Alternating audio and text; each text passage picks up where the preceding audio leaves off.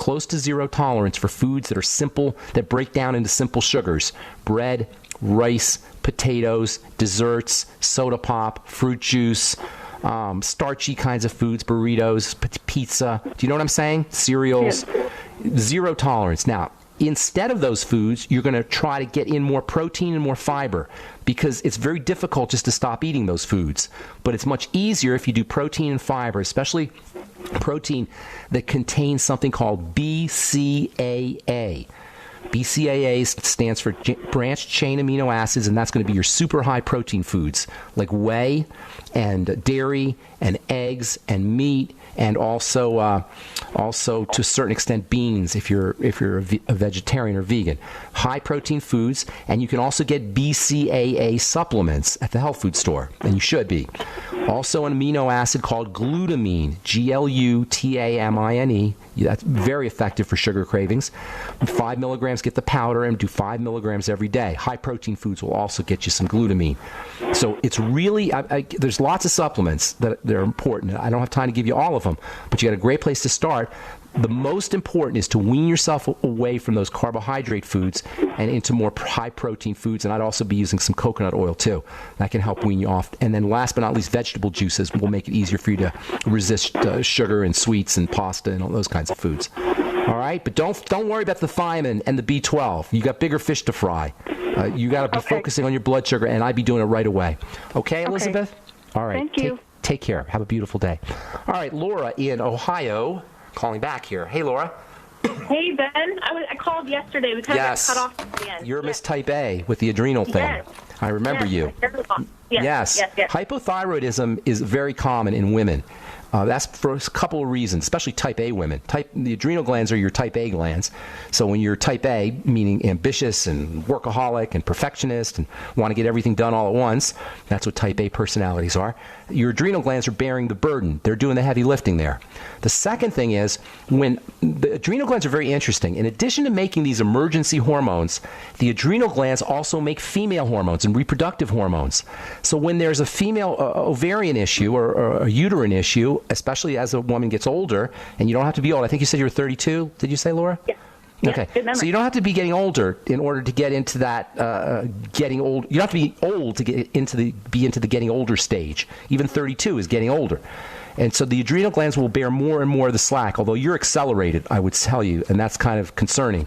So any problems with your menstrual cycle, by the way? Any period problems, anything like that? Not really. No, there's no not really. It's yes or no. Well, not really means yes. I'm regular. I don't. Okay, heavy, painful, dysmenorrhea. I have cramps right in the beginning, like the first day. Okay, all right. Well, then it's not significant yet, and hopefully it won't get worse. You got to focus on your adrenal glands, my dear. And I'm out of time. I got a guest coming up, so I hate to keep putting you off like this. If you want, send me an email to ben@ksco.com or call back tomorrow. But we got to go. We got a guest at the bottom of the hour. I apologize, Laura. All right, I'm Pharmacist Ben. You're listening to The Bright Side. We'll be back with Eric Langshire and Nate Klemp right after this. Don't go away. Okay, we are back on The Bright Side. I am Pharmacist Ben. Thanks for listening, friends. We're on the air Monday through Friday, 8 to 9 Pacific and 10 to 11 Central Time, 24/7 on our archive page at brightsideben.com and benfuchsarchive.com. And also, you can check out our blog, criticalhealthnews.com and pharmacistben.com. And also want to encourage you to check out our Truth Skin Health products at truthtreatments.com, including our retinol 5% gel, and Truth's Omega-6 Healing Cream, and Truth Balm and Truth Serum. That's at truthtreatments.com. Okay, so I am really psyched to have our guest on. Dr. Nate Klemp is, like me, a Boulderite, except he's a Stanford, Harvard, Princeton Boulderite, former philosophy professor, and got a degree in political philosophy. And he and his partner, Eric Langshire, who is not going to be with us, who was going to be with us, have come up with a concept they call life cross training, and it fits in perfectly with everything we talk about as part of the Bright Side philosophy, and everything we've been talking about, especially about calming the body down, activating the parasympathetic nervous system, and alpha waves, and mindfulness. And they've got a book called Start Here. Really, really easy to read, accessible, and a very powerful book. Well, I'll let Dr. Klemp talk about it. Good morning, Dr. Klemp. Good morning, Ben. Thanks so much for having me. Good to talk to you, and thank you so much for this really, really cool book, Life Cross Training. So what the heck is that about? Great question. We came up with the idea of life cross-training when we were first starting this journey of looking at essentially what are the practices you can use to live a better life, to optimize well-being. And the way we got there is through the research we were looking at, and also in our own experience, we realized that there was no single practice that was the key to well-being. We hear a lot of talk about meditation. We hear a lot of talk about movement and exercise. But in our experience, it was really a series of different practices that all fit together that held the most efficient pathway to well-being. And so I remember it was about 4 years ago when we first started building the program. We were inspired by programs like P90X and CrossFit in the realm of physical fitness. And we had the thought, that's what we want to create. We want to create a program that's not just about physical fitness, but it's also about mental and emotional fitness based on this idea that you can do a series of different practices. Somebody. All right.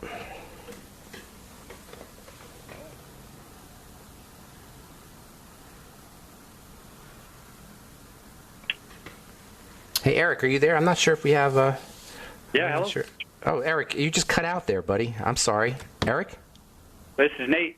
Or Nate, I'm sorry. Yeah, you cut out. We lost you for about 2 minutes, or about a minute there. So can you start again? I want to talk about well, I don't know where we left off, but we lost you. So let me just ask you this. What is the core? What is the core of life cross training? What is it?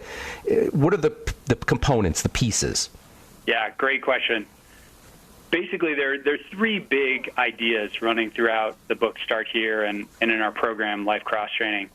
The first is the idea that well-being is a skill that can be trained. So just like you can train for a marathon or you can train for any other athletic event, well-being and happiness is a muscle that you can train and develop. The second key theme is this idea that our experience is really shaped by where we direct our attention. And many people probably know this to be true just in their own lives. If you direct your attention towards stressors and all the things that are wrong with your life, you tend to experience suffering. And the fact is you can change your attention. You can shift your attention. And then finally, what we try to do throughout our program is give people the tools to train these habits and skills in an efficient way where you don't have to, quit your job and go for 3 weeks on a meditation retreat, but you can actually develop this in the midst of your everyday life.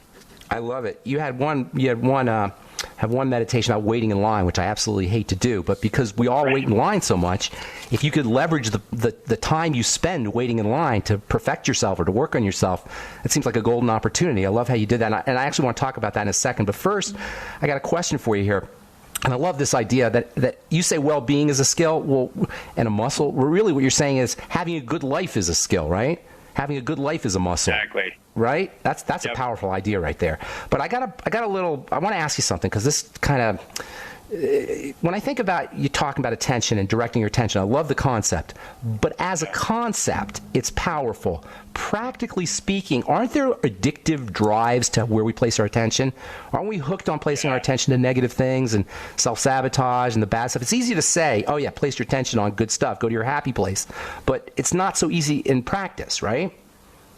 Yeah, I love that question. And that was really one of the things we were trying to figure out when we developed this program is how do you redirect your attention? Because most of us, you can kind of say, yeah, I'm going to be more present. Right. But an hour or two later, you're lost in whatever kind of bizarre mind wandering, you go to. So what we did in the book is we created a number of different habit-forming cues. The idea being that it's impossible to be more present all day, every day, but it is possible to create cues throughout your day. So something like taking a shower, that can become a cue for taking 4 breaths and being more present.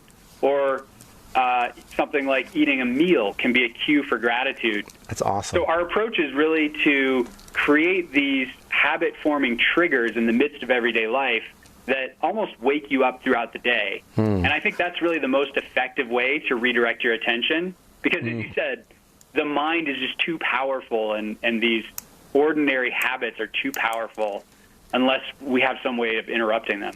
That's neat. What you're saying is basically use everyday experiences as anchors, things that you're doing all the time to cue you into certain ways of being, like brushing your teeth or something that you're doing all the time. That's really quite brilliant. So I read this thing once on meditation. What meditation really was by this Buddhist monk, and he said, returning is the meditation. Like when we meditate, we, like you say, our mind goes to different places, but the returning is actually the meditation itself. So I think what you're pointing to is that there's a value in just going back, not staying in the present, but going back to the present, correct? Yeah, and we have a catchphrase for that we use throughout the book, which is notice, shift, rewire. Noticing is the act of catching yourself when you're lost in thought or lost in some sort of unhealthy pattern. Shifting is exactly what you just said. It's that magic moment where you shift from your mind wandering through stories about the past or the future to what's happening right now, or to the experience of gratitude. And then rewire is seeing if you can just stay there and savor it for about 15 seconds to really encode it into your neurobiology. Like neurons that fire together, wire together. Ever heard that? Exactly. And so the idea with that rewire step is that you're taking a moment to really encode those neural pathways. I love it, and actually holding it, like holding the energy there, so that actually the brain, literally the physiology rewires itself. That's really interesting, because there's an aspect of it. You're talking about mental stuff and sort of abstract stuff, but really there are physiologic correlates to all of this in terms of neurons, in terms of brain chemistry and neurotransmitters, et cetera. Correct? Yeah, exactly. And really, what it is we're talking about a way to bring meditation into the midst of everyday life. So you can meditate for 10 minutes in the morning, but then you can actually bring it into your life in these various ways.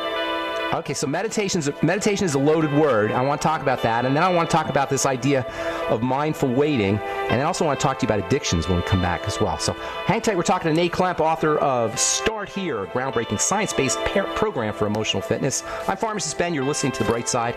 We'll be back right after this. Okay, we are back on The Bright Side.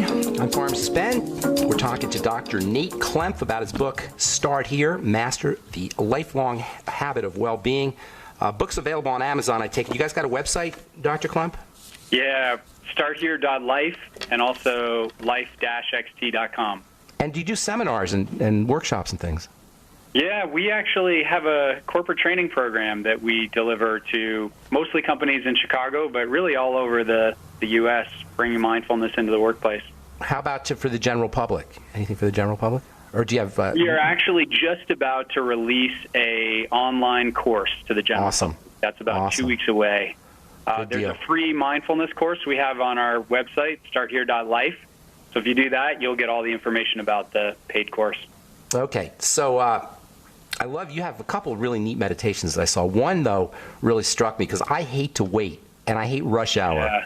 You know, and I always try to work with it, but you came up with this really cool thing you call mindful waiting. First of all, tell us what mindful means. I mean, it seems obvious, but what does it mean to you? What does mindfulness mean to you? And then tell us about mindful waiting. Yeah, the way I think about mindfulness is really directing your attention to the present moment non-judgmentally. So in other words, placing your attention on what's happening right here and now, the sights, sounds, and sensations of this moment. That's mindfulness. Now, when you apply that to something like waiting, it gets much more difficult. It's pretty easy to be mindful when you're sitting on the beach watching a sunset or you're having a great moment with a friend. But waiting stirs up a lot of agitation for most of us. Why is that? When I go to a grocery store and there's a long line, you're looking at the other lines, and if somebody cuts you, there's all this kind of emotional drama that happens. What is it about waiting that pushes our buttons? Well, I think we are now living in a way where we're always on, we're rushing from one thing to the next. We're trying to hurry through life, and so waiting is a pause in that, and it's a pause we can't control, and it's a pause that really interrupts our ordinary habit of busyness. So I think the way we thought about this is it's something that's inevitable. It happens when you're at the store. It happens when you're sitting, at a stoplight. but it's a great opportunity for really taking a step